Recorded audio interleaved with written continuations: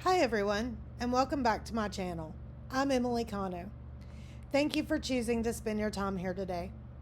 I know how precious your time and energy are, especially if you're someone navigating your own healing journey or simply searching for deeper meaning in this world.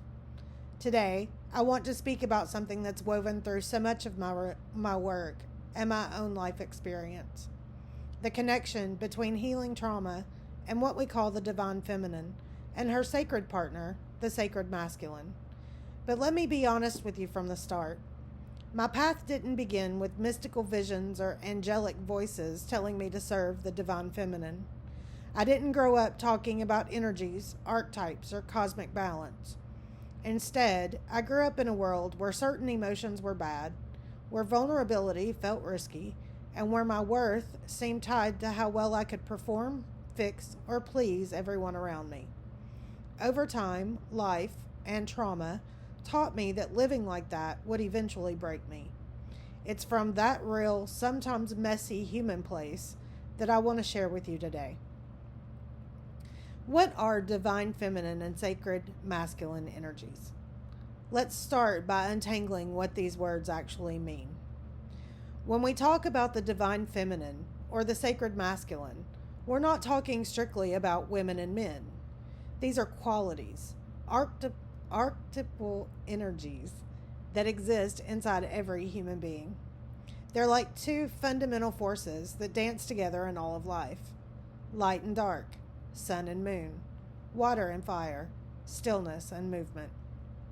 The divine feminine represents energies like intuition, compassion, creativity, emotional depth, nurturing, receptivity, presence and stillness, sensuality and embodiment, flow and adaptability. She's the energy that knows how to listen deeply, how to hold space for pain without trying to fix it, and how to create beauty from chaos. But she's also fierce, a mother lion protecting her cubs, or the truth teller who refuses to stay silent. The sacred masculine brings qualities like focus and direction, clarity and logic, structure and order, action and decisiveness, boundaries and protection, courage and discipline, stability and presence, the willingness to stand up for what is right. He's the energy that says, let's make a plan, let's take a step forward. But he's also the silent witness who can simply hold space without needing to rescue or solve. So why this matters for trauma healing? Because trauma doesn't just hurt our minds and our bodies. It fractures the balance of these energies inside us. Trauma creates separation from our bodies, from our emotions, from our inner wisdom, from our capacity to feel safe.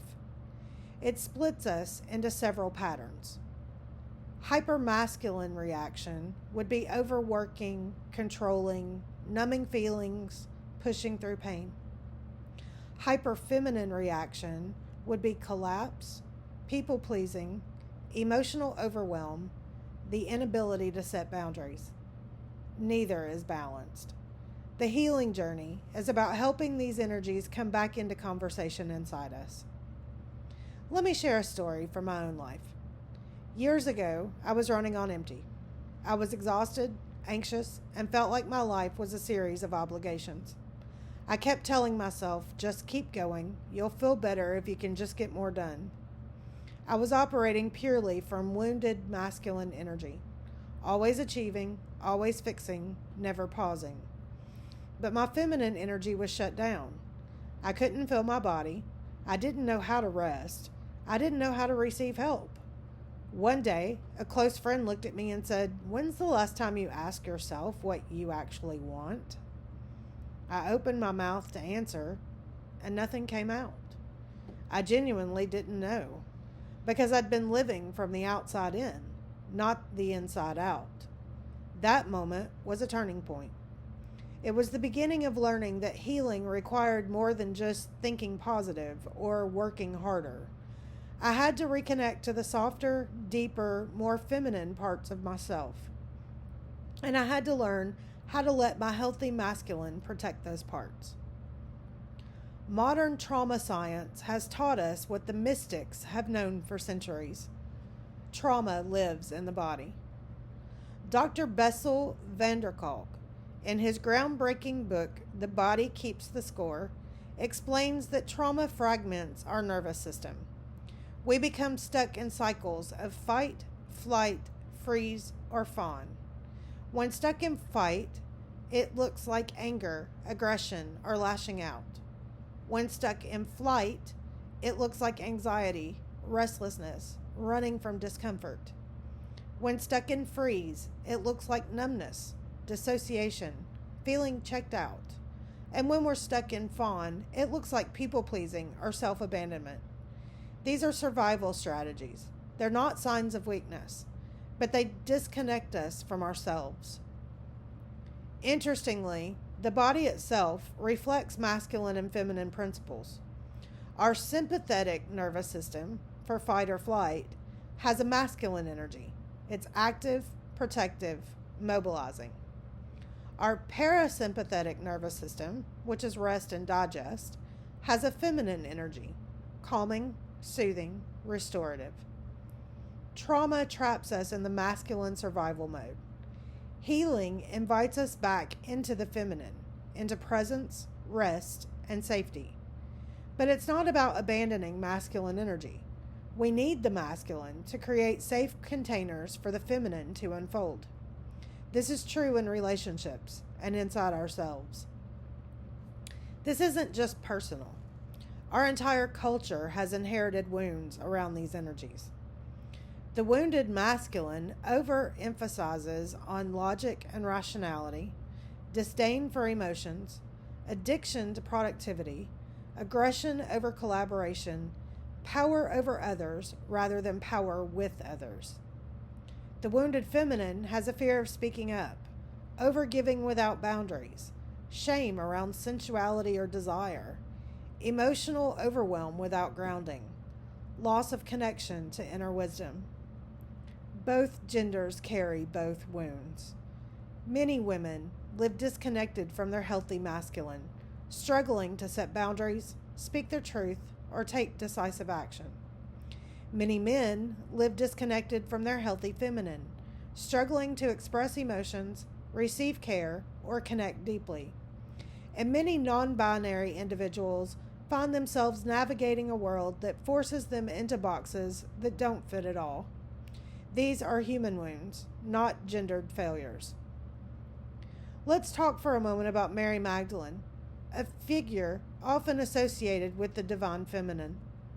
For centuries, Mary Magdalene was misrepresented as a sinner or prostitute, but modern scholarship has revealed her as a teacher, healer, and mystic. In the Gnostic text called the Gospel of Mary, we see Mary comforting the male disciples after Jesus' death. They are afraid and uncertain. Mary says to them, "Do not weep, nor grieve, nor be irresolute. His grace will be with you all and protect you." In that moment, she embodies the divine feminine. Calm presence in chaos, compassion in grief, inner knowing in uncertainty. This is not about worshiping a goddess. It's about recognizing that feminine wisdom has always been part of humanity's deepest healing. So how do we practically invite these energies into our healing journey? Number one, we listen to our bodies. The feminine begins with presence. Instead of overriding our bodies, we learn to listen. Is my breath shallow? Am I tensing my shoulders? Do I feel disconnected? Gentle practices like mindful breathing, yoga, or simply placing a hand over your heart can help reconnect you to your body. Number two, compassionate self-talk. The feminine is the voice of compassion. Many trauma survivors carry harsh inner critics. A simple practice: ask yourself, would I speak to a child the way I'm speaking to myself right now? If the answer is no, soften your words. Number three, boundaries as sacred masculine protection. The masculine energy protects. Boundaries are a sacred act of love. Healing means learning to say, no, that's not okay. I need time for myself. I deserve respect. Number 4, creativity as feminine flow. Trauma can trap us in rigid thinking. Creativity opens flow. Writing, art, dance, singing. These are not frivolous. They're medicine for the soul. Number 5, taking action from a grounded place. The masculine takes action. Healing doesn't mean staying in perpetual reflection.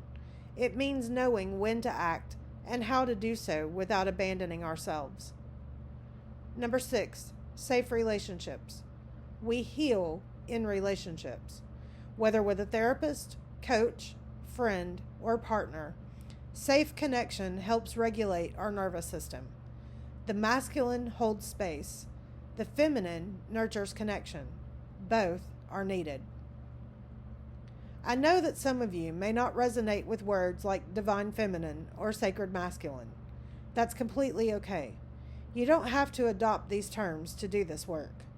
You might think of it as balancing heart and mind, softness and strength, intuition and logic, rest and action. The labels don't matter nearly as much as the experience, because at the end of the day, this is about one simple truth. We heal when we bring all parts of ourselves back home. Healing trauma is not a straight line. Sometimes we think we're done, only for old feelings to resurface. This doesn't mean we failed. It means another layer is ready to be healed. The feminine says, go gently. The masculine says, keep going. Together, they guide us home. Imagine a world where men feel safe crying in public. Women know they can speak up and be heard. Boundaries are respected without guilt. Vulnerability is seen as strength. Healing is celebrated, not shamed. This is not utopian fantasy. This is the natural result of restoring balance between these energies inside ourselves and in our communities. Before I close, I want to share one last story. I was working with a client, a woman who'd been through a difficult childhood and multiple traumatic relationships. She'd spent her entire life believing emotions were dangerous. In one session, she put her hand on her chest and whispered, "I think there's a part of me that just wants to be held." And she started to cry. Not out of weakness, but out of relief.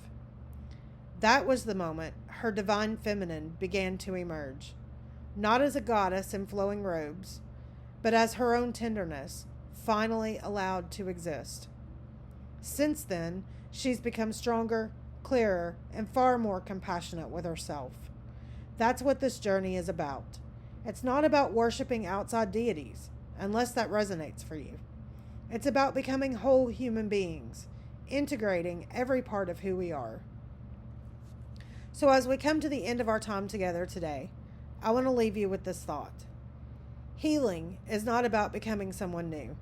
It's about remembering who you've always been, beneath the layers of pain, fear, and survival. It's about finding your way back to the parts of yourself that trauma made you believe were unsafe. Your tenderness, your creativity, your quiet wisdom, your courage, your right to take up space in this world. The journey isn't always easy. Sometimes it's messy, confusing, and full of setbacks. But it's also filled with moments of grace, a breath that feels safe again, a softness toward yourself you didn't know was possible, a glimpse of hope where there used to be despair. Whether you call it the divine feminine, your inner wisdom, or simply your own humanity, know that you carry everything you need for this healing journey inside you. You are not too broken. You are not too far gone. You are not behind. You are on your way home. Thank you for sharing this space with me today. May you keep discovering the balance of softness and strength that lives within you. And may you always remember that you are worthy of healing, love, and joy.